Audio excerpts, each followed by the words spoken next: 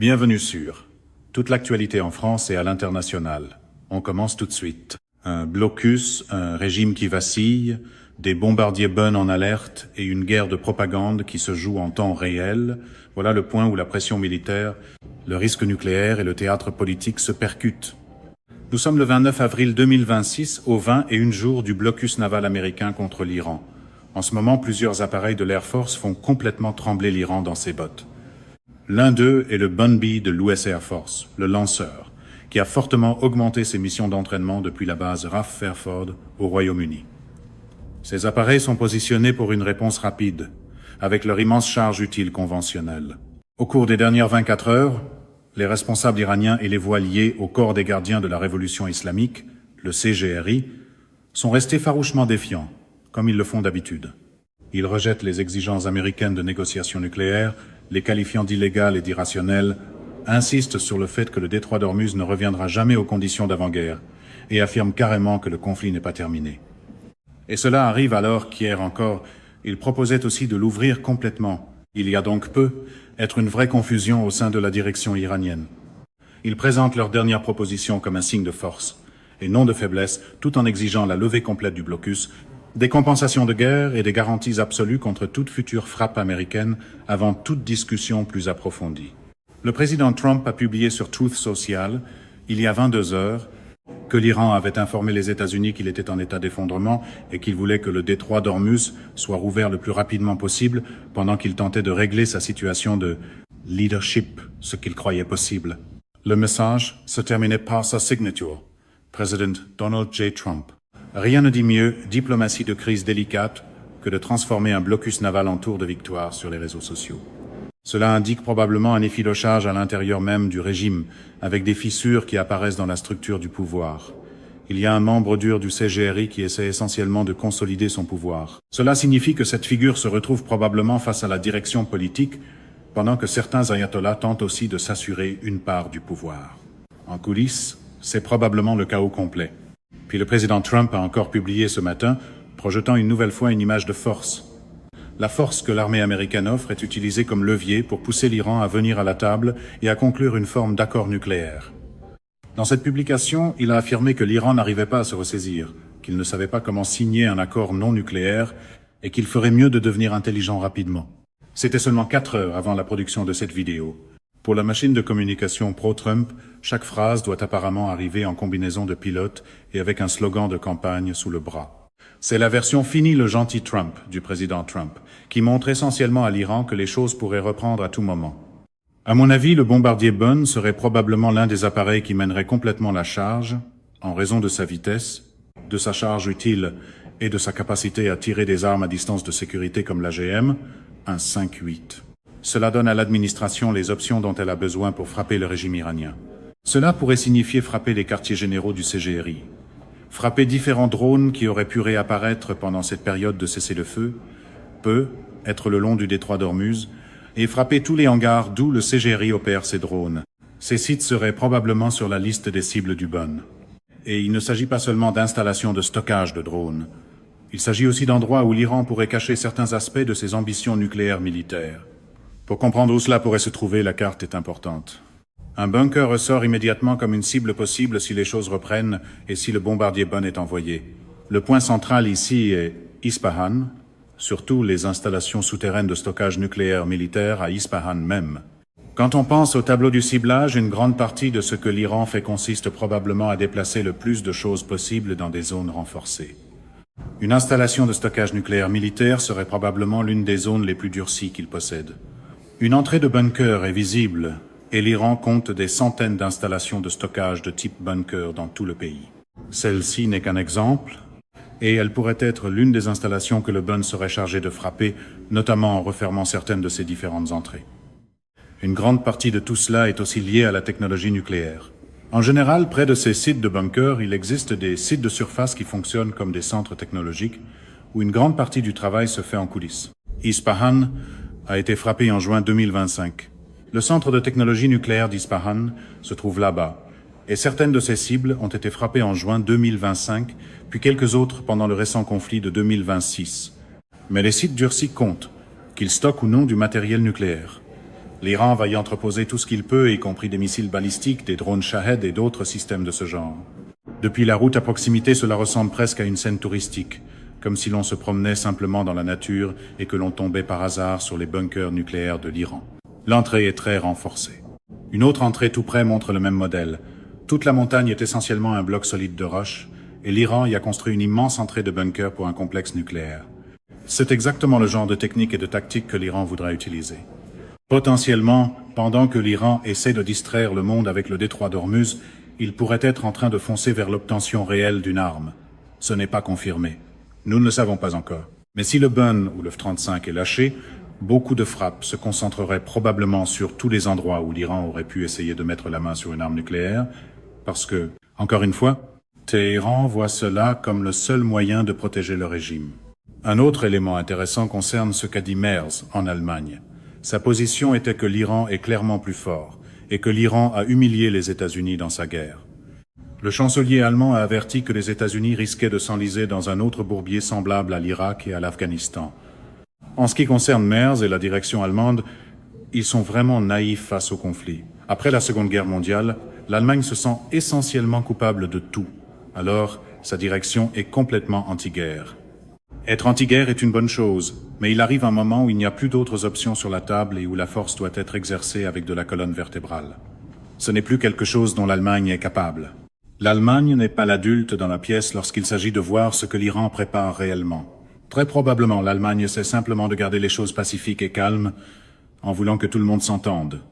L'Iran profite de ce genre de posture parce qu'il peut encourager l'Allemagne à dire au monde que tout le monde devrait simplement s'entendre. La page X du CENTCOM a ajouté un autre détail majeur. Plus tôt en mer d'Arabie, 19 heures avant la production de cette vidéo, des marines américains de la 30 et une unité expéditionnaire des marines ont abordé le navire à moteur Blue Star 3. Il s'agissait d'un navire commercial soupçonné de tenter de transiter vers l'Iran en violation du blocus américain des ports iraniens. Les forces américaines ont relâché le navire après avoir mené une inspection et confirmé que son voyage ne comprendrait pas d'escale dans un port iranien. Les forces américaines continuent d'opérer et de faire respecter le blocus à travers le Moyen-Orient. Jusqu'à présent, 39 navires ont été redirigés afin d'assurer la conformité. C'est exactement ce que l'unité expéditionnaire des marines fait le mieux. Descendre encore de liste depuis ces HA-60, c'est précisément le genre d'opération dont personne ne veut se retrouver du mauvais côté. Chapeau à l'unité expéditionnaire des marines. Ils ont leurs navires d'assaut, ils ont des tireurs d'élite, ils ont des F-35B, et ils fonctionnent comme de petits entrepreneurs de la guerre, abordant le navire et se déplaçant jusqu'à la passerelle elle-même. L'ambassadeur Mike Waltz a aussi publié que les attaques de l'Iran dans le détroit d'Ormuz sont une attaque contre l'économie mondiale. Près de 100 pays, y compris les nations du Golfe attaquées par l'Iran, se sont réunis pour condamner les actions de l'Iran. Cela montre une solide solidarité, parce que ce que l'Iran essaie de faire, c'est agir comme le parrain mafieux du détroit d'Ormuz. Regardez, le détroit lui-même donne un rappel rapide de ce que l'Iran a fait. L'Iran a acculé le détroit d'Ormuz, mais il ne possède pas toute cette voie navigable. C'est quelque chose que le monde doit garder en mémoire. Le monde s'est habitué au fait que l'Iran s'est imposé par l'intimidation dans cette voie maritime. L'Iran sait qu'il ne possède pas techniquement cette portion d'espace près d'Oman. Alors, qu'a-t-il supposément fait? Il aurait miné la zone comme le ferait un parrain mafieux, forçant les navires à passer près de ses côtes. Il est bon de voir le monde enfin se rassembler en solidarité et faire comprendre que l'Iran ne peut pas traiter une voie navigable qui ne lui appartient pas comme sa tirelire personnelle. Si seulement l'Allemagne était aussi avisée que ces nations du Golfe. Les bombardiers B-1 peuvent transporter plus de 75 000 livres de munitions de précision. C'est la véritable puissance aérienne américaine combinée au blocus. Cette combinaison fait littéralement s'effondrer et s'effriter le régime iranien d'une manière que l'on n'avait pas encore vue. Les forces américaines maintiennent une pression constante en ce moment. Elles ont gardé le blocus extrêmement solide.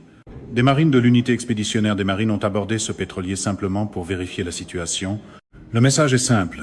Les États-Unis peuvent entendre l'affirmation selon laquelle aucun pétrole iranien n'est transporté. Mais ils vont quand même vérifier. Cette unité expéditionnaire des marines dispose de F-35B et de drones avancés. Elle dispose probablement de MQ-9 travaillant avec des RQ-4 au-dessus de la zone, transmettant des informations aux différents moyens des marines pour s'assurer qu'ils bénéficient d'un solide ISR, renseignement, surveillance et reconnaissance. Il pourrait aussi y avoir des drones comme le Squire rasant la surface de l'océan, indiquant où pourraient se trouver les mines, et repérant potentiellement tout véhicule sous-marin sans pilote que l'Iran pourrait relâcher en ce moment. Sa présence sur le théâtre n'est pas confirmée, mais ce genre de technologie devrait être accéléré pour arriver entre les mains de ses marines le plus rapidement possible. En même temps, les Bunby basés à Fairford sont prêts et armés pour tout ce qui pourrait éclater. Ils mènent en ce moment des missions d'entraînement jour et nuit, volant plus qu'ils ne l'ont fait au cours des dernières semaines. Si les choses se réchauffent de nouveau, ils ont des JDAM, des munitions d'attaque directe interarmées, avec des BLU, un 09. Ce sont des pénétrateurs qui peuvent être montés à l'avant de la JDAM et ils sont parfaits pour frapper des installations souterraines durcies de missiles, des sites de production de missiles balistiques, des centres de commandement, des lanceurs mobiles et d'autres cibles de grande valeur profondément enterrées à travers l'Iran, exactement comme celles visibles dans l'imagerie de ciblage. Quand le Bun, aussi connu sous le surnom de Bone, arrive, l'Iran ressent chaque once de cette charge utile aux bons endroits. Mais les tensions montent rapidement. Et ce qui se passera ensuite, avec le rythme d'entraînement des Bun, l'unité expéditionnaire des marines qui aborde de plus en plus de navires, et la manière dont le monde réagit pourrait tout changer dans l'évolution de ce conflit. L'Iran a son mot à dire, n'est-ce pas? L'ennemi a toujours son mot à dire. Comme le dit Mike Tyson, tout le monde a un plan jusqu'à ce qu'il reçoive un coup au visage. La rhétorique de l'Iran ne s'est pas vraiment adoucie, sauf avec la tentative de conclure un accord hier.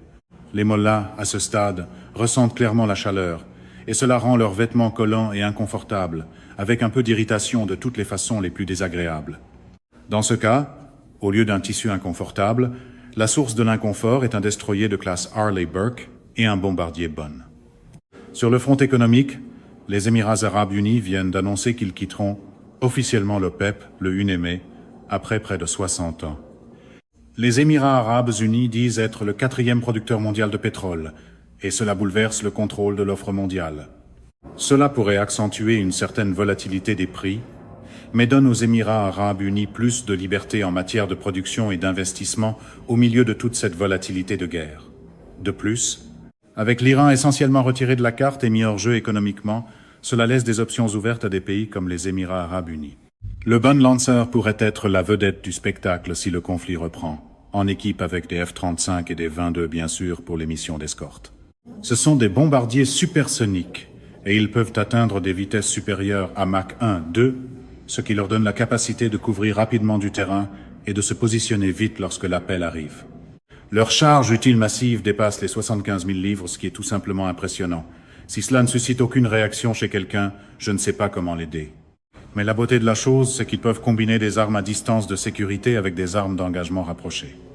Les armes à distance de sécurité permettent aux Bun de rester bien à l'extérieur des défenses aériennes ennemies tout en produisant un effet dévastateur, tandis que les armes d'engagement rapprochées permettent un travail de précision plus près de la cible une fois la menace supprimée.